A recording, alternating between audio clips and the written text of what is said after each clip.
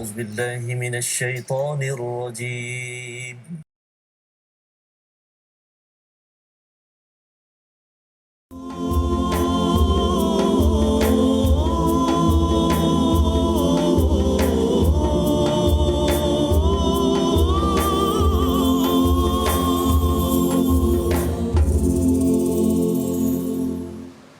أعوذ بالله من الشيطان الرجيم. بسم الله الرحمن الرحيم. الحمد لله رب العالمين. الرحمن الرحيم. مالك يوم الدين. إياك نعبد وإياك نستعين. اهدنا الصراط المستقيم. صراط الذين أنعمت عليهم غير المغضوب عليهم ولا الضالين.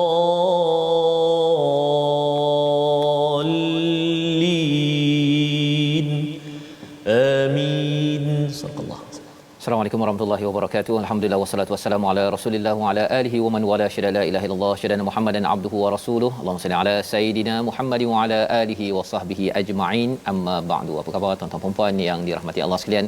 Kita bertemu pada hari ini My Quran Time baca faham amal dalam sesi ulang kaji kita. Selepas lama kita mengikuti halaman demi halaman dan hari ini kita kembali ya pada setiap hari Sabtu untuk kita mengulang kaji bersama dengan tokoh panel kita pada hari ini, dan hari ini saya bersama dengan Ustaz Tarmizi Abdul Rahman. Apa khabar Ustaz?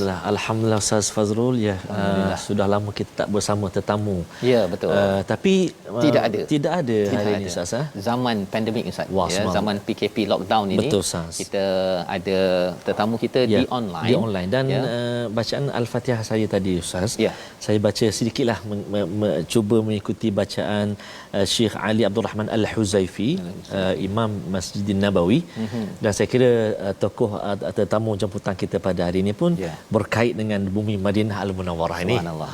Pasti siapakah dia? Sudah tentunya kita mengalung-alungkan kepada Al-Fadhil Ustaz Dr. Arif Musa ya bersama kita di online pada hari ini. Ya, mari sama-sama. Apa khabar Doktor? Alhamdulillah sihat. Alhamdulillah ya. Kita sama-sama pada hari ini kita ingin bersama ya memulakan kita dengar suara je dulu okey. Lepas ini baru nampak orangnya. Dan bagi tuan-tuan yang berada di online sila share di Facebook masing-masing, beritahu bahawa hari ini adalah hari untuk ulang kaji ya pada setiap hari Sabtu. Kita hanya hari Sabtu sahaja. Hari Ahad kita terus masuk balik kepada halaman seterusnya ya, kerana mungkin ada di kalangan rakan-rakan yang kata bahawa kita dah tertinggal ni, betul ya. Jadi kita hanya ada satu hari saja ulang kaji pada hari Sabtu. Hari Ahad terus kita masuk kepada halaman yang seterusnya sehingga hari Jumaat, dan hari Sabtu kita akan menyimak balik 6 halaman. Berbanding pada musim pertama dahulu kita menyimak 5 halaman sahaja. Jadi pada hari ini kita nak mulakan Ustaz dengan bacaan daripada muka surat 211. Kita nak mengulang kaji muka surat 211, kalau sempat kita pergi sampai 218. Amin, yang telah kita belajar sebelum ini. Jadi kita baca dahulu ayat 21, peringatan daripada Allah Subhanahu Wa Taala untuk sama-sama kita ambil pelajaran, terutama bila ia dikaitkan pada ayat 22 nanti bercakap tentang istilahnya lanakunanna minasyakirin. Itu ayat 22. Tapi Ustaz akan baca ayat 21 memulakan majlis kita pada hari yang berbahagia ini. Silakan tuan-tuan buka halaman 211. Baik. Terima kasih Fadil Ustaz Fazrul. Sahabat-sahabat Al-Quran yang dikasihi Allah SWT sekalian, apa khabar semuanya yang sedang bersama di kita di Kaca TV dan juga di Facebook kita, subhanallah. Ramai yang berkongsi hari ini. Ya, hari ini sesi ulang kaji. Kita baru akan dan kita share, kita tag sahabat-sahabat kita, saudara mara kita, adik-adik kita, family kita untuk sama-sama kita bersama dengan Al-Quran. Sebab sekarang tak boleh pergi mana Ustaz. Betul. Kecuali betul-betul ada keperluan sahaja dengan menjaga SOP, dan kita akan banyak masa dekat rumah. Apa salahnya dalam jadual timetable kita 12 hingga 1 kita sekejap sama-sama menyaksikan My Quran Time, insya-Allah. Boleh tag kawan masing-masing, rakan-rakan keluarga, sambung saya doakan. Tag kawan itu, pasal kalau kita tag saja nanti dia terkejut pula kan. Saya doakan tag kawan tersebut. Dan bagi tuan-tuan yang sudah pun laksanakan itu, bagi belanja sikit. Belanja hari Sabtu ni, belanja apa, love ataupun like tadi tu banyak-banyak dekat Facebook, agar rakan-rakan kita yang lain pun mengapa banyak love ni, saya pun nak bersama dengan perkataan surat kasih sayang daripada Ar-Rahman. Sebenarnya bahagia Ustaz dapat doa dalam majlis Al-Quran Ustaz. Subhanallah. Allahu akbar. Kawan kita tag kita, doakan saya dalam majlis Al-Quran ini, subhanallah, bahagia rasa dan happy. Jadi banyak-banyak kawan itu yang diingat kan. Allahu akbar. Harapnya kita diingati oleh Allah Subhanahu Wa Taala. Baik. Dan tak lupa kepada Al-Fadil Ustaz Dr. Muhammad Arif yang kini berada di talian tu. Nanti dulu. Nanti dulu. Apa khabar doktor? Saya sebut tadi Madinah sebab Al-Fadil Ustaz Dr. Muhammad Arif antara graduan di Universiti di Madinah. Jadi memang orang yang sangat dekat dengan suasana itu. Dengan suasana Madinatul Munawwarah. Apa khabar doktor? Subhanallah. Alhamdulillah, sihat. Masya-Allah, bestnya dapat peluang, dapat pengalaman untuk ilmu di Madinah Al-Munawwarah. Jadi apa nama ni, kita nak baca sekarang ni Ustaz halaman yang ke 211 ayat yang ke 21 insya-Allah. A'udzubillahi minasyaitonirrajim. وَإِذَا أَذَقْنَا النَّاسَ رَحْمَةً مِّن بَعْدِ ضَرَّاءَ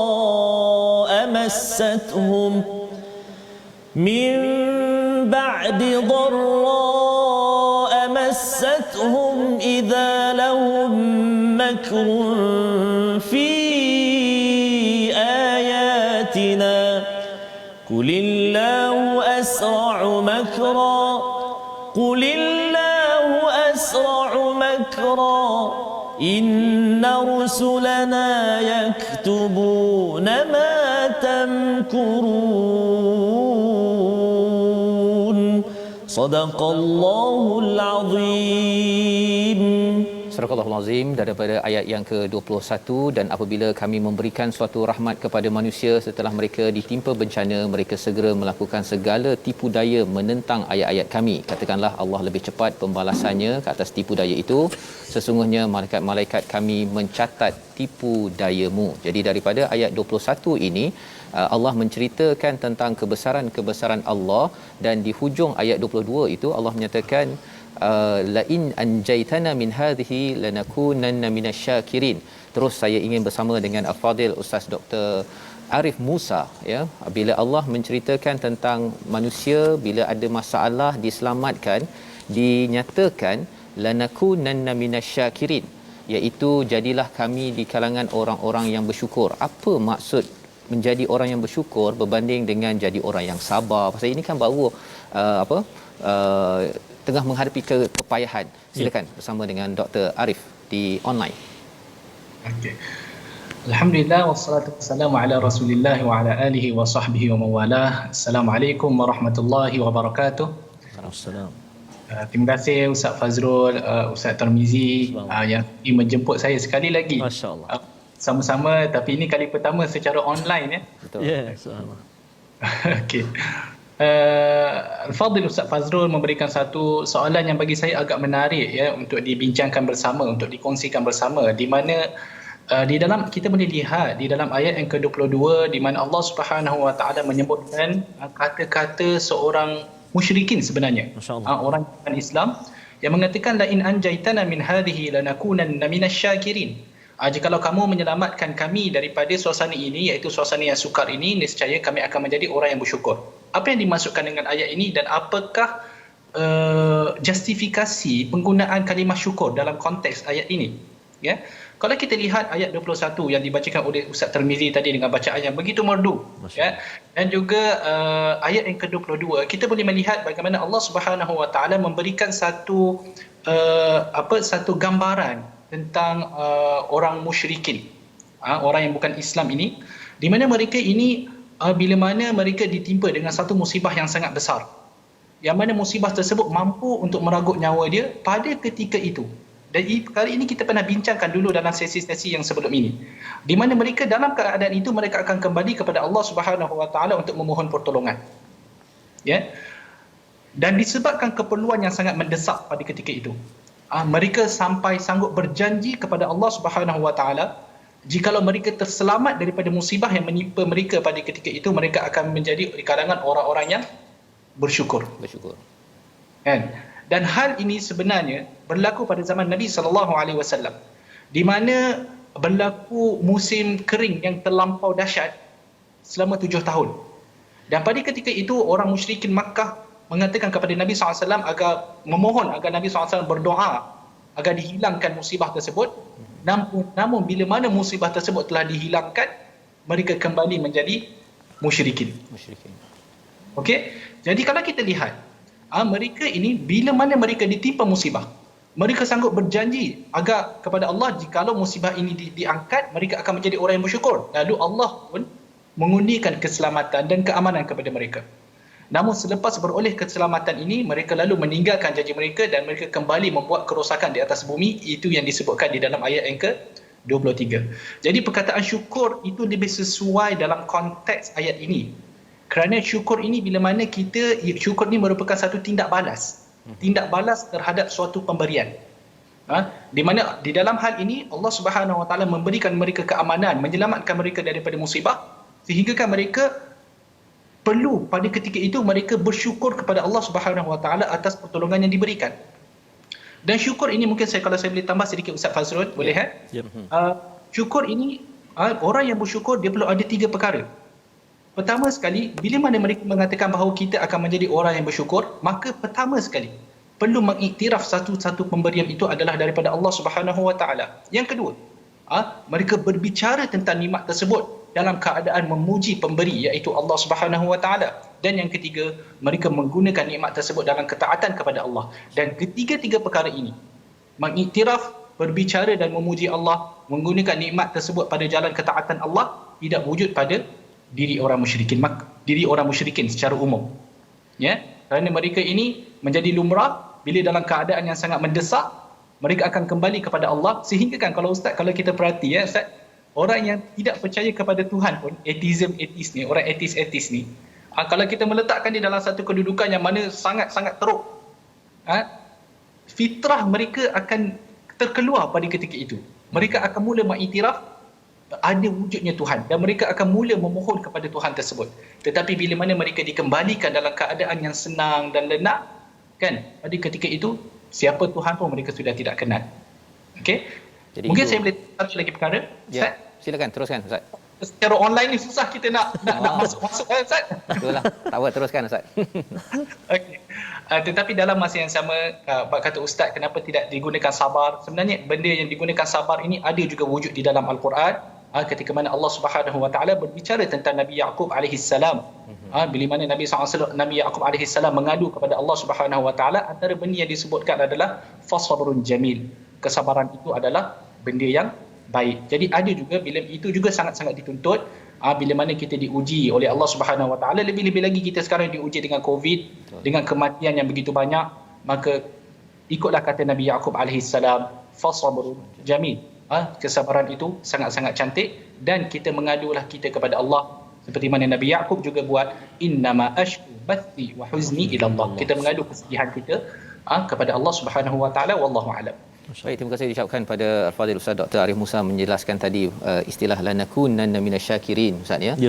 Kerana sebelum itu ada perkataan la in anjaitana, jika engkau selamatkan. Dia ada dia punya syaratnya. Kalau engkau selamatkan, aku bersyukur. Tapi kalau tak selamatkan ataupun dia macam ada main-main tolak tali, tarik tali dengan Allah SWT, padahal kluk-klak. Okey. Padahal sebenarnya syukur ini kita buat pada setiap masa, ketika senang, ketika susah, kita selalu menjaga menjadi orang yang bersyukur. Itulah yang dilaksanakan oleh sunnah Nabi sallallahu alaihi wasallam. Nabi ketika senang, ketika susah terus beribadah pada waktu malam. Aisyah mencari mana pada waktu malam ini, bukankah aku ini menjadi hamba yang bersyukur. Jadi ini pelajaran daripada 211 dan kita pergi pada muka surat 212 ayat yang ke-33 di hujung sekali itu. Kita nak minta Ustaz Tarmizi kita baca di mana di situ ada perkataan kadzalika haqqat kalimatu rabbik. Perkataan kalimatu rabbik itu yang kita nak minta Ustaz Dr. Arif menjelaskan nanti apa maksud kalimatu rabbik untuk sama-sama kita jiwai, committed tentang istilah ini dalam kehidupan kita. Kita baca dahulu ayat 33 surah Yunus. Sila Ustaz. Baik, terima kasih Al-Fadhil Ustaz Fazrul. Tuan-tuan dan puan-puan sahabat Al-Quran yang dikasihi Allah SWT sekalian, juga Al-Fadhil Ustaz Dr. Arif. Kita nak lihat sekarang ayat yang ke-33.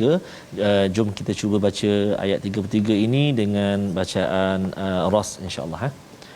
A'udzubillahi minasyaitonirrajim. كذلك حقت كلمة ربك على الذين فسقوا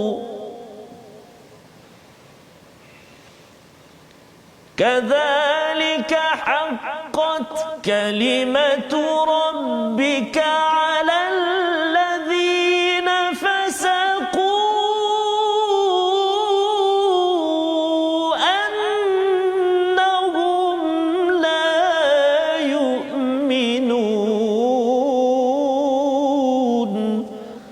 Sadaqallahul Azim.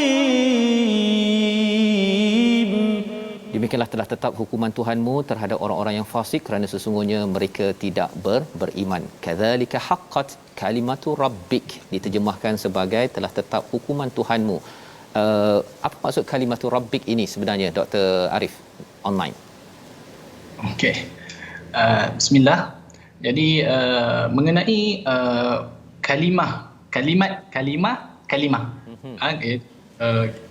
perkataan kalimah yang warid di dalam ayat yang ke-33. Kalau kita buka kitab-kitab tafsir, yang kita buka ataupun lebih mudah kita buka kitab yang menceritakan tentang kalimat-kalimat di dalam Al-Quran, iaitu kitab Al-Mufradat untuk sahib Raghib Al-Asfahani, ya. Perkataan kalimah ni di dalam Al-Quran ini dia mempunyai pelbagai makna. Dia merujuk kepada pelbagai makna. Kan? Kadang-kadang dia boleh merujuk kepada doa, kadang-kadang dia boleh merujuk kepada kata-kata manusia, kadang-kadang dia boleh merujuk kepada kata-kata Allah Subhanahu Wa Taala. Tetapi yang dimaksudkan di dalam ayat ini adalah memang seperti mana yang disebutkan di dalam terjemahan tadi. Agak menarik, iaitu ketetapan apa kalau disebutkan dalam terjemahan tadi apa Ustaz? Minta maaf saya hukuman Tuhanmu terhadap orang yang fasik. Hukuman Tuhan. Okey. Ketetapan. Itu kalau ikutkan para ulama tafsir juga menyebut, kalau saya boleh terjemah para ulama tafsir punya kata-kata adalah ketetapan Allah dan hukumannya. Maksud dia kalimah kat situ dia merujuk kepada ketetapan Allah Subhanahu Wa Taala. Dalam arti kata, kadzalika haqqat kalimatu rabbika 'alal ladzina fasaqu annahum la yu'minun. Dalam arti kata yang pertama sekali, kalau kita berbicara tentang ketetapan Allah Subhanahu Wa Taala, ketetapan Allah menetapkan bahawa mereka yang melampaui batasan Allah Subhanahu Wa Taala, mereka yang melanggar perintah Allah Subhanahu Wa Taala, mereka yang bongkak dan sombong, yang enggan menerima apa yang disampaikan oleh Rasulullah SAW, ketetapannya adalah mereka tidak akan beriman. Iman itu tidak akan dapat masuk ke dalam hati yang rosak. Iman itu tidak akan dapat menembusi jiwa yang penuh dengan kufur.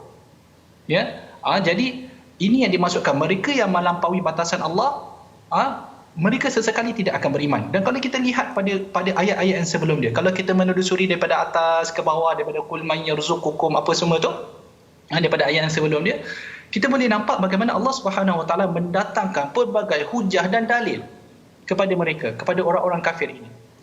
Di mana hujah tersebut, kalau nak ikutkan, kalau kita fikir secara logik, hujah yang Allah Subhanahu Wa Taala berikan adalah hujah-hujah yang sangat convincing. Yang jelas. Sangat kita kalau kita dengar, dia boleh menusuk jiwa kita. Dan sebenarnya hujah-hujah ini memang mendalami, menusuk jiwa mereka, orang-orang kafir ini. Sebab kalau kita lihat, mereka beriman juga kepada Allah, tetapi dalam cara mereka yang tersendiri, dalam aspek yang tertentu. dalam keadaan yang tertentu. Contoh bila ditanya siapa pemberi rezeki, mereka boleh menjawab Allah. Allah. Tetapi bila kata kamu perlu sembah siapa? Saya kena sembah yang sebelah sana. Bila dalam keadaan yang sukar, siapa yang kamu mohon? Allah. Bila keadaan kamu senang, siapa yang kamu mohon? Yang sebelah sana. Doktor, Maksud dia itu maksudnya mereka ni macam pilih-pilih Tuhan lah ya. Ya. Dia ingat ini permainan apa tak boleh main pilih-pilih. Jadi sebenarnya kalau kita katakan hawa nafsu mereka membawa mereka jauh daripada Allah Subhanahu Wa Taala. Maksud ketetapan Allah di situ hasilnya adalah Allah Subhanahu Wa Taala akan memasukkan mereka di dalam neraka jahanam. Itu yang Ustaz katakan tadi, hukuman. Maksudnya kalimah kat situ kita boleh mengatakan, boleh membawa satu maksud iaitu ketetapan Allah, dan satu lagi kita boleh, dan dalam masa yang sama dia merujuk kepada hukuman, di mana barang siapa yang tidak beriman, barang siapa yang kufur kepada Allah Subhanahu Wa Taala tidak boleh lari daripada hukuman yang Allah Subhanahu Wa Taala sediakan, annahum min sakinin nar, di mana mereka adalah penduduk neraka api yang menyala. Dan saya masih ada masa ke? Saya risau juga bila secara online ni saya boleh tengok Ustaz Fazrul.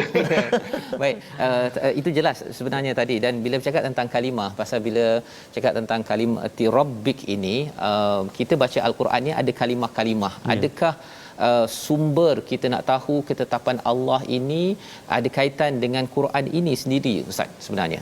Kalau boleh jelaskan. Kita tidak boleh lari untuk memahami maksud yang kalimah ini. Kita perlu merujuk juga kepada Al-Quran.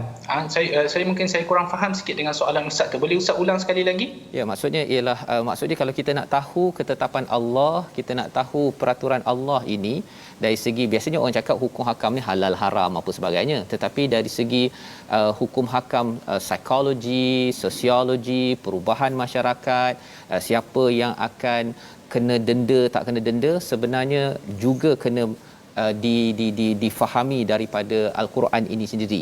Macam tu kan kefahamannya? Menarik soalan Ustaz. Kebetulan Ustaz, saya pagi tadi bersiaran di dalam rancangan Reach. Dan saya menyentuh satu ayat yang sangat-sangat berkait dengan apa yang Ustaz tanya. Iaitu inna hadzal Qur'ana yahdi lillati hiya aqwam. Bahawa Al-Quran ini memberi hidayah kepada jalan yang betul, jalan yang paling betul. Ya, dan hidayah panduan Allah Subhanahu Wa Taala adalah berbentuk syumul. Dia merangkumi pelbagai perkara. Dia merangkumi urusan duniawi, dan dia merangkumi aspek sosial, perundangan, aspek ekonomi, sains dan segala-galanya. Dan dalam masa yang sama dia merangkumi aspek ukhrawi yang sangat penting, iaitu amal, iman dan akhlak dan sebagainya. Tetapi dalam masa yang sama Ustaz, sangat penting untuk kita kena faham. Kadang-kadang orang dia terbawa-bawa dalam masalah ini. Al-Quran adalah satu kitab hidayah dan dia bukan kitab sains. Dia Allah Subhanahu Wa Taala memberikan isyarat-isyarat kepada ilmu-ilmu saintifik di dalam Al-Quran, tetapi Allah Subhanahu Wa Taala tidak memberikan formula yang boleh kita formula yang lengkap. Tidak. Seolah-olah bila mana Allah Subhanahu Wa Taala menerangkan tentang kejadian manusia. Jadi bila kita nampak ia sangat-sangat selari dengan apa yang ilmu sains capai dalam menggunakan teknologi yang baru. Tetapi yang paling penting bukanlah ilmu itu sahaja, tetapi apakah yang hendak dituju dengan ilmu tersebut, iaitu untuk kita semua kembali kepada Allah Subhanahu Wa Taala. Terima kasih ucapkan pada Ustaz Dr. Arif Musa yang menjelaskan tentang Quran ini sebenarnya bukan kitab sains, tetapi ada elemen-elemen pelbagai ilmu untuk membawa kepada hidayah, menuju kepada Allah Subhanahu Wa Taala. Jadi ini panduan penting. Kita berehat sebentar, kita kembali selepas ini untuk mengulang kaji lagi halaman seterusnya My Quran Time, baca faham amal, insya-Allah.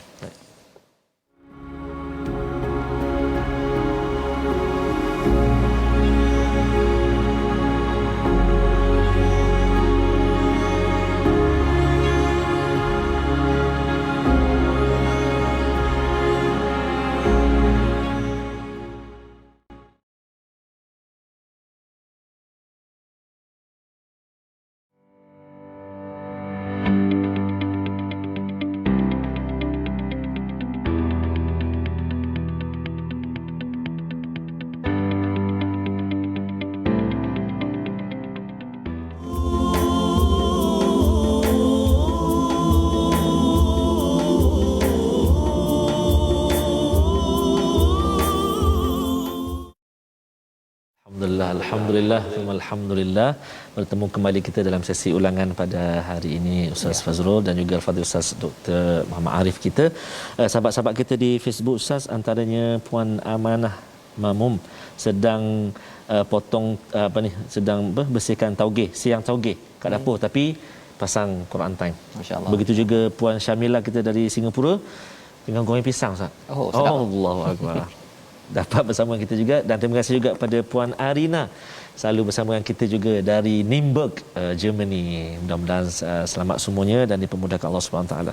Jadi insya-Allah Ustaz, kita ingin berganjak ke halaman yang seterusnya Ustaz. Ya, di halaman 213 ini kita nak melihat kepada ada perkataan al-haq, ada perkataan sadiqun, ya, ada perkataan zalim dan mufsid, mufsidin.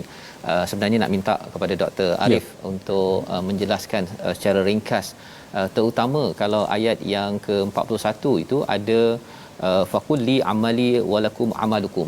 Zaman Nabi ni Ustaz, ada orang yang gelar Nabi ni sebagai tukang sihir, mendustakan Nabi, membodohkan Nabi, dan dia bukan hanya pada zaman Nabi. Dia sampai zaman sekarang ada lagi orang yang membodohkan Nabi dan membodohkan wahyu. Pasal dia rasa dia paling bijak lah, kan. Jadi nak tahu daripada Dr. Arif, macam mana kita nak respon orang yang mendustakan ataupun istilah tadi mufsidin ataupun zalimin. Apa kesimpulan daripada halaman 213 ini untuk kita jadikan sebagai panduan akhlak kita sebagai umat Islam yang baca Al-Quran? Silakan Doktor. Bismillahirrahmanirrahim. Soalan tentang apa tadi, al-haq, as-sidq dan zalim serta mufsid disebutkan dalam agak rapat di dalam satu muka surat yang sama. Ini menurut pemerhatian secara zahir, ya, kita boleh lihat bagaimana Allah Subhanahu wa taala meletakkan al-haddul fasid, maksudnya pemisah di dalam antara orang yang menurut Allah dan Rasul dia dan orang yang menentang. Di mana sangat jelas Allah Subhanahu wa taala di dalam satu Al-Quran dia ingin menjelaskan perkara ini, bahawa mereka yang menurut Allah dan Rasulnya, maka mereka lah berada di dalam kebenaran, dan juga mereka yang berada di atas al-haq tu tadi, al-haq. Adapun mereka yang menentang Allah dan Rasulnya, maka mereka ini disifatkan dengan pelbagai sifat-sifat yang buruk, antaranya adalah al-zalimin, al-mufsidin. Zalim dalam erti kata mereka tidak menunaikan hak Allah Subhanahu wa taala. Allah Subhanahu wa taala yang menciptakan mereka, Allah Subhanahu wa taala yang memberikan rezeki, Allah Subhanahu wa taala yang mengangkat bala, Allah Subhanahu wa taala yang memberikan banyak perkara untuk mereka, tetapi mereka tidak menunaikan hak Allah Subhanahu wa taala untuk disembah. Jadi kezaliman itu sangat-sangat jelas. Al-mufsidin pula, mereka ini adalah orang yang sentiasa membuat kerosakan, dan tiada kerosakan yang lebih besar daripada syirik kepada Allah Subhanahu wa taala. Kerana disebabkan syirik boleh dimusnahkan satu-satu negara. Kita boleh lihat bagaimana sejarah di dalam Al-Quran menunjukkan bahawa bagaimana Allah Subhanahu wa taala menghancurkan banyak-banyak umat-umat yang terdahulunya sangat-sangat maju. Sangat-sangat maju, tetapi hanya disebabkan oleh syirik, maka seluruh negara itu dihapuskan. Maka al-mufsidin di situ sangat jelas. Mereka berbuat kerosakan. Bila berbuat kerosakan melalui syirik, maka bumi akan hancur dengan begitu juga. Tiada jalan tengah. Tiada jalan tengah di sini. Antara kita Muslim ataupun kita kafir. Tidak ada yang mengatakan bahawa sebenarnya semua agama adalah sama. Tidak ada. Kerana Allah Subhanahu wa taala menyifatkan orang kafir dengan sifat-sifat sedemikian, Allah Subhanahu wa taala menyifatkan orang beriman dengan sifat-sifat yang sangat mulia. Maka pemikiran yang mengatakan semua agama ni sama sahaja, kita semua nak menghala ke jalan yang sama, ini adalah satu pemikiran yang batil, yang sangat menyalahi apa yang diajarkan oleh Allah Subhanahu wa taala. Wa man yabtaghi ghairal islami dinan falan yuqbala min. Sesiapa yang ingin menggunakan ataupun ingin kepada agama selain daripada Islam, maka nescaya segala amal ibadah dia, baik amal, segala perbuatan baik dia, dia buat baik banyak, sedekah sana sini, buat baik dengan orang, falan yuqbala min, dia tidak akan diterima oleh Allah Subhanahu wa taala, wa huwa fil akhirati minal khasirin, dan dia berada di hari akhirat bersama dalam kalangan orang-orang yang sangat rugi. Jadi penggunaan, kalau nak tanya Ustaz tadi, ini menunjukkan pemisah antara kufur dan syirik. Tapi saya menarik Ustaz yang soalan ini, bahagian terakhir daripada soalan Ustaz, di mana orang, bagaimana respon kita terhadap orang yang menuduh Nabi SAW dengan sedemikian, mereka yang menuduh Al-Quran dengan sedemikian. Saya Ustaz, kadang-kadang saya baca juga tentang syubhat-syubhat iaitu pemikiran-pemikiran rosak yang dilontarkan kepada Nabi SAW, yang dilontarkan kepada Al-Quran. Ada orang-orang, kalau kita baca dalam pemikiran yang baru ni, kita kata para-para orientalis, mereka mengatakan bahawa Al-Quran ini ada kesalahan sedemikian, Al-Quran ini sebenarnya dikumpulkan jauh selepas zaman Nabi SAW. Maksudnya Al-Quran ini wujud selepas zaman Nabi SAW, bukan masa zaman Nabi, selepas zaman Nabi. Jadi semua ini orang kata tuduhan-tuduhan yang dilontarkan kepada Al-Quran. Apa respon kita? Ya, betul. Apa respon kita? Kita hanya tunaikan apa yang diminta oleh Allah Subhanahu Wa Taala daripada kita. Pertama sekali, teguh dalam keimanan, dan kedua, menyampaikan dakwah. Dan dakwah ini perlu disampaikan dengan hikmah, sehikmah-hikmah yang boleh. Ya Ustaz? Jadi jelas kat situ, janganlah pula kita pula kadang-kadang kita ni tak ada pendirian, setengah orang daripada kita. Bila orang kata Al-Quran perlu ditafsirkan sedemikian, kita dengar aje tanpa ada sebarang pendirian. Kan? Bila kita ni jenis orang kata apa? Lalang lah, tidak ada pendirian. Jadi pendirian kena teguh di atas ajaran Allah dan Rasulnya. Apa yang disampaikan Allah dan Rasulnya adalah benar, apa yang bertahan adalah salah. Jadi maksudnya teguh pendirian dan kita berhujah dengan penuh hikmah, dengan penuh sopan santun Ustaz ya. Bukannya kita membalas dengan reaksi negatif sehingga kita pun terbakar sekali dengan orang yang membakar tersebut ya. Jangan jadi begitu. Baik.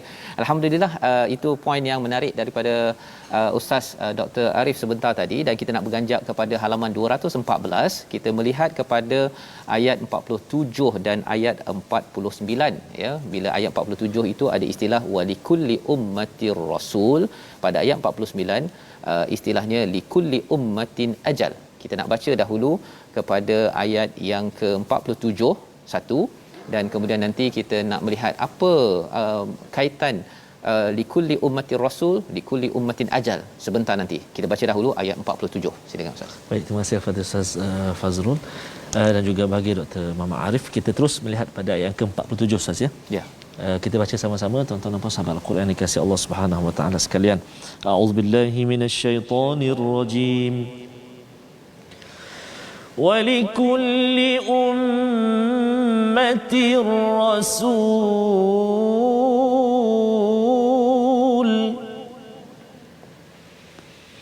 فَإِذَا جَاءَ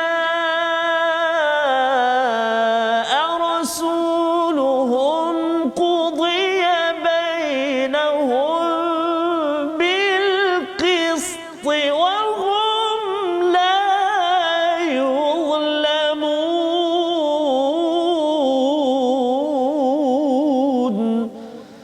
صدق الله العظيم. Surah Al-Azim ayat 47. Dan setiap umat mempunyai rasul, maka apabila rasul mereka telah datang, dijalankan hukuman bagi mereka dengan adil dan sedikit pun tidak dizalimi. Jadi terus kepada Ustaz Dr. Arif untuk menjelaskan likulli wa kulli ummatir rasul pada ayat 47. Ayat 49 itu ada likulli ummatin ajal. Jadi apa maksud kaitan antara keduanya ini? Silakan. Subhanallah. Mencari perkaitan di antara ayat ni bukanlah satu benda yang mudah lah. Jadi ia memerlukan kepada tadabbur daripada para ulama tafsir kita. Jadi ini mungkin kalau saya sendiri tadabbur kerana dan cuba untuk mendapatkan apakah perkaitan di antara keduanya. Kalau kita lihat Ustaz, wallahu alam kalau kita lihat ayat yang ke-47 menegaskan bahawa setiap umat itu telah diutuskan seorang rasul. Dan rasul itu pula bila mana dia akan menjadi saksi pada hari kiamat. Ini seperti mana yang dikatakan oleh Al-Imam Ibn Mujahid dan dinukilkan oleh Al-Imam Ibn Kathir rahimahullah, di mana bila mana rasul itu datang dan menjadi saksi, maka berlakulah pengadilan, di mana seseorang itu akan mula membaca kitab-kitab dia disaksikan oleh rasulnya pada ketika itu. Dan ayat 49 pula mengatakan tentang bagaimana setiap umat itu ada ajalnya, yang mana ajal itu telah ditetapkan dan tidak boleh dilewatkan ataupun dikehadapankan. Okey, apakah pengajaran yang kita boleh dapat daripada kedua ayat ini? Wallahu alam. Apa yang saya nampak Ustaz, bahawa bila mana kita kata walikulli ummatir rasul, maka setiap daripada kita sebenarnya dalam konteks kita lah telah ditegakkan hujah kepada kebenaran, telah ditegakkan kepadanya hujah kebenaran. Dalam erti kata, segala yang diperlukan untuk menjadi orang yang beriman telah dilaksanakan oleh Allah Subhanahu Wa Taala. Segala asbab untuk menjadikan seseorang itu beriman telah dibuat oleh Allah Subhanahu Wa Taala. Kalau kita tengok dalam konteks umat ini, umat Islam, Allah Subhanahu Wa Taala pertama sekali Allah Subhanahu Wa Taala telah menurunkan Al-Quran, iaitu kalamnya sendiri. Yang mana di dalam Al-Quran itu terhimpunnya segala jenis panduan yang diperlukan oleh seseorang mukmin. Dan Allah Subhanahu Wa Taala bukan sekadar menurunkan Al-Quran. Allah Subhanahu Wa Taala mengutuskan pula seorang rasul. Rasul yang sangat mulia, Nabi Muhammad sallallahu alaihi wasallam. Rasul tersebut melaksanakan tugasnya dengan sempurna, menyampaikan Al-Quran dengan sebaiknya.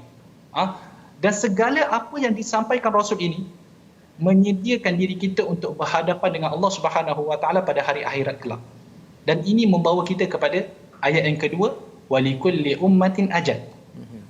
Di mana setiap daripada kita mempunyai ajal yang telah ditetapkan oleh Allah Subhanahu Wa Taala dan tidak berubah. Kemudian bila mana kita telah meninggal dunia, kita semua akan berhadapan di depan Allah Subhanahu Wa Taala. Kita semua akan menghadapi pengadilan Allah Subhanahu Wa Taala pada hari Yaumul Mahsyar. Di sana juga Rasulullah sallallahu alaihi wasallam akan datang dan menyaksikan kita punya pembentangan amalan. Seperti mana sama juga dalam ayat yang saya tafsirkan pada pagi tadi, Iqra' kitabak kafa bi nafsika al-yawma 'alayka hasiba. Bacalah kitab kamu. Kitab itu sudah cukup untuk menjadi saksi atas apa yang kamu lakukan. Maksudnya bila kita membaca kitab tersebut, Rasulullah SAW akan menjadi saksi. Rasulullah akan menyaksikan adakah kita ni antara orang yang menyambung legasi dakwah, adakah kita ni menyambung legasi orang yang beriman, kita menyambung ajaran baginda sallallahu alaihi wasallam, ataupun kita ini meninggalkan segala ajaran Nabi sallallahu alaihi wasallam pada ketika itu. Jadi ini kalau kita sebagai orang yang beriman, kita bila baca ayat macam ni, kita cuba membayarkan diri kita dalam keadaan itu, di mana kita membaca kitab kita di depan Allah Subhanahu Wa Taala dan Rasulullah menyaksikan. Mungkin sekarang kita tidak merasa, tapi pada saat itu apakah perasaan yang kita boleh rasa? Jadi ayat-ayat inilah apa yang saya boleh nampak antara perkaitan antara dua ayat ini, wallahu a'lam. Terima kasih diucapkan pada Dr. Arif melihat kepada kaitan setiap umat itu ada rasul, dan kita ada rasul kita Nabi Muhammad sallallahu alaihi wasallam. Harapnya bila kita ini bertemu Allah nanti, tuan-tuan sekalian yang bersama pada hari ini, kita ustaznya diakui oleh Nabi sallallahu alaihi wasallam bahawa kita ini berlaku adil, tidak zalim, kerana kita kembali kepada risalah yang dibawa, yang diperjuangkan oleh Nabi Muhammad sallallahu alaihi wasallam 23 tahun dengan peluh, dengan darahnya, dan kita dapat pada hari ini di depan TV.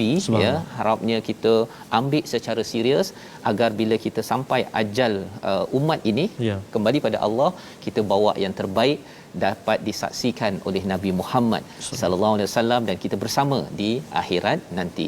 Jadi kalau kita pergi kepada muka surat 215, ada satu ayat yang memang penting ustaz. Kita nak baca daripada ayat 57 dan 58 lah, dua ayat. Berkaitan dengan Quran, berkaitan dengan mau'izah daripada Allah. Kita baca dahulu ayat 57 58, dan kemudian nanti kita nak lihat mengapa dalam ayat ini menggunakan perkataan falyafrahu, subhanallah, yang kita nak kaitkan pasal doktor daripada universiti awam nak lihat macam mana kalau ada pelajar lepasan SPM ada banyak A, kumpulkan sijil dekat sini, khairum mimma yajma'un. Apa panduan untuk universiti, untuk cikgu-cikgu yang sedang mendidik anak bangsa agar kita falyafrahu pada tempat yang benar. Kita baca dahulu. Baik, terima kasih Fadil Ustaz Fazrul, yang bagi Ustaz Dr. Arif. Kita nak baca dua ayat sekarang ini, tuan-tuan dan puan sahabat Al-Quran, iaitu ayat 57 dan 58. Betul Ustaz ya? Okey, baik, jom kita sama-sama baca sahabat Al-Quran dua ayat ini. A'udzubillahi minasyaitonirrajim. Ya ayyuhan nasu qad ja'atkum maw'izatun min rabbikum wa shifaa'un lima fis sudur wa shifaa'un lima fis suduri wa hudan wa rahmatul lil mu'minin.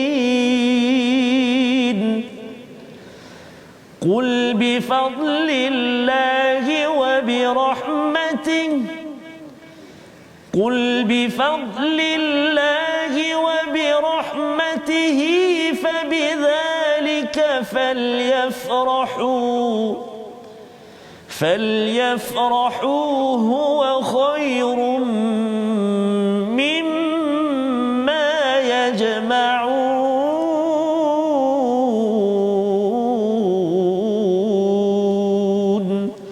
صدق الله العظيم. Wahai manusia, sesungguhnya telah datang kepadamu pengajaran Al-Quran daripada Tuhanmu, penyembuh bagi penyakit yang ada dalam dada dan petunjuk serta rahmat bagi orang yang beriman. Katakanlah, wahai Muhammad, dengan kurniaan Allah dan rahmatnya hendaknya kamu mereka bergembira. Itu lebih baik daripada apa yang mereka kumpulkan. Jika doktor boleh menjelaskan tadi, bila Allah mengizinkan falyafrahu, sila bergembira, ya, khairum mimma yajma'un huwa khair, itu lebih baik daripada apa yang mereka kumpulkan. Adakah tak boleh kumpul A, tak boleh kumpul sijil, ataupun macam mana kefahaman ayat 58 ini agar cikgu-cikgu pensyarah dapat mendidik anak bangsa ini dengan falyafrahu huwa khairum mimma yajma'un? Silakan doktor. Bismillahirrahmanirrahim. Jadi yang saya nampak daripada soalan Ustaz ni, yang saya faham adalah bagaimana kita mengaplikasikan ayat ini dalam pendidikan, dalam aspek pendidikan bangsa, anak bangsa kita. Dan saya alhamdulillah diberikan peluang oleh Allah Subhanahu Wa Taala untuk mengajar di Universiti Awam lah, Universiti Sains Islam Malaysia, di Fakulti Pengajian Quran dan Sunnah. Kalau kita lihat kepada ayat yang Ustaz Tirmizi baca, ayat yang kedua, qul bi fadlillahi wa bi rahmatih fabidzalik falyafrahu huwa khairum mimma yajma'un.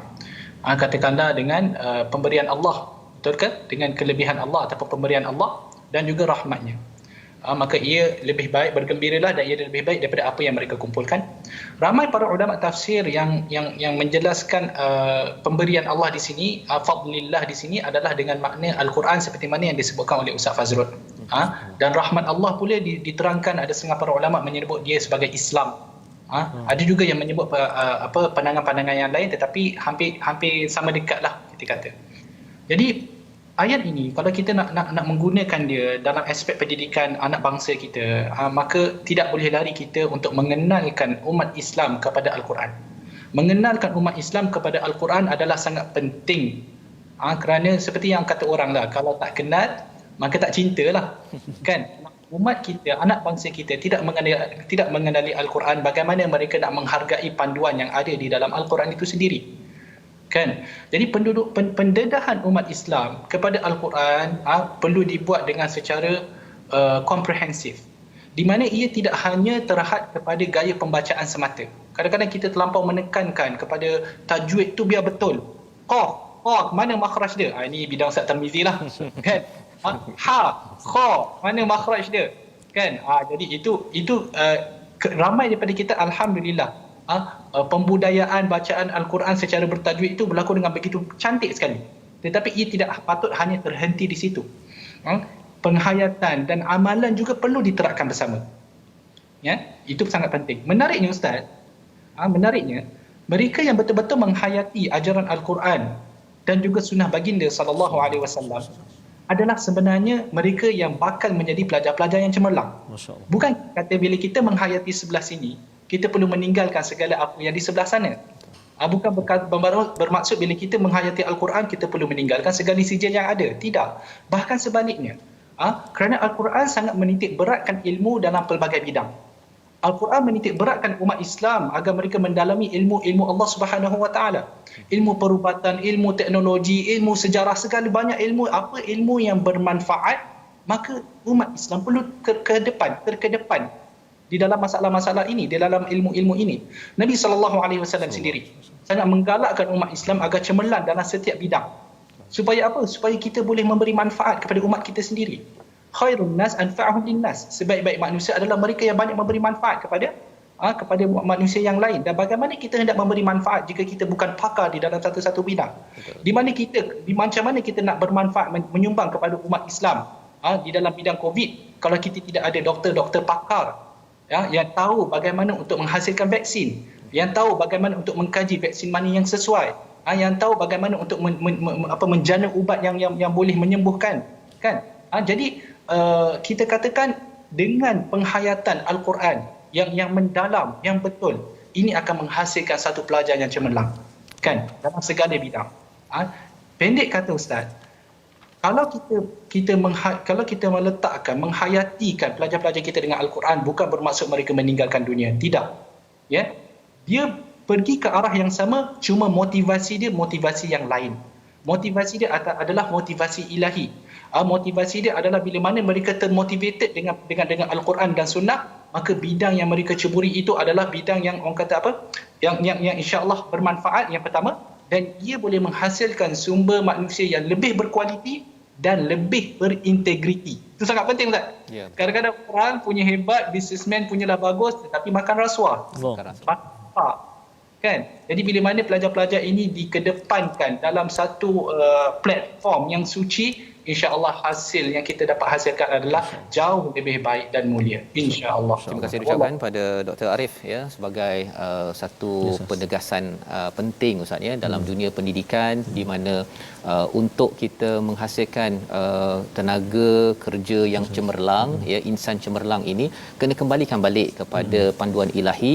Moga-moga Allah izinkan ya, cikgu-cikgu, pensyarah-pensyarah yang ada terus bawa anak murid sains, belajar geografi, sejarah sebagainya, tetapi mesti puncaknya itu menuju kepada mau'izah, peringatan, rahmat daripada Allah Subhanahu Wa Taala. Kita berdoa pada Allah, Allah izinkan kita menjadi umat yang dipimpin hidayah. Silakan. Bismillahirrahmanirrahim. Alhamdulillahirabbil alamin, wassalatu wassalamu ala asyrafil mursalin wa ala alihi wa sahbihi ajma'in. Allahumma salli ala sayyidina Muhammad wa ala ali sayyidina Muhammad. Allahumma inna na'udzu bika minal barasi wal junun wal judhami wa min sayyi'il asqam. Ya Allah, ya Tuhan kami, ampun dosa kami ya Allah, dosa mak ayah kami ya Allah, muslimin dan muslimat bi rahmatika ya arhamar rahimin. Walhamdulillahi rabbil alamin. Amin ya rabbal alamin. Terima kasih diucapkan pada Ustaz Tarmizi, Ustaz Dr. Arif Musa di online sudi bersama pada hari ini. Insya-Allah kita bertemu lagi. Insya-Allah tuan-tuan, kita teruskan ya, bagi tuan-tuan yang berkelapangan terus menyumbang dalam tabung gerakan Al-Quran agar kita nak membina generasi yang peka kepada hidayah, peka kepada amanah integriti yang puncanya daripada Allah, bukannya daripada manusia. InsyaAllah kita bertemu dalam siaran ulangan, dan teruskan tuan-tuan menjaga kesihatan. Luaran dalaman tahniah diucapkan pada semua yang berusaha untuk menjaga kesihatan dan menjaga SOP. Terus kita berusaha dan tawakal, doa agar Allah memimpin, memberi kesejahteraan kepada semua. Kita bertemu lagi My Quran Time, baca, faham, amal pada hari esok insya-Allah.